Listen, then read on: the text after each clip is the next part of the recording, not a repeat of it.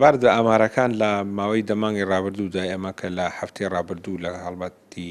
15 ڕۆژی بەرەنگاربوونی تونەتیژیدا ئەعلانمان کرد لە سنووری پارێزگای سلێمانی نزیکەی 800 حاڵەتی توندوتیژیمان تۆمار کردووە کە بە بەراورد لەگەڵ ساڵی ڕابردوو نزیکەی 100 حاڵەتێک کەمترە.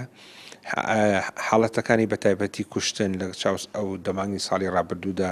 10 حاڵەت تۆمار کرابوو تا ئێستا 7 حاڵەت تۆمارکراوە لە سنووری پارێزگای سلێمانی. ئەوەی سەبارەت بەو سێ مناڵەکە لە سنووری چەمچەماڵ و سنگەی چەمچەماڵی خۆمان کە لە قەزای چەمچەماڵە ڕاستەخۆ داخلی کەیسەکە بوون و لە ڕێگەی دادگای لێکۆڵینەوەی تاوانەکان لە چەمچەماڵ بە هەماهەنگی لەگەڵ ئەوان و لەگەڵ پۆلیس و داون دەستگاکانی تر دەست بەجێ بە دوواداچوونیان کرد و دۆسی لێکۆڵینەوەیان بۆ کردەوە و دواتر تیمی چەند پێکهێنا دیار بوو تۆمەتبارەکان ڕایان کردبوو تا نزیکی شاری هەولێر و دواتریش بۆ سنووری کۆیە بە دوایان ناچون و پاش فشارێکی زۆر کە دروستیان کرد لە ڕێن تیمەکانی ئێمەوەیان کرد کە بێن خۆیان تەسلیم بکەن و ئێستا لە حاڵەتی ڕاگرتندان و ڕاگیراون لە بەندیخانە و دۆسیەکەشیان لە ژێر لە لێکۆڵینەوەدایە.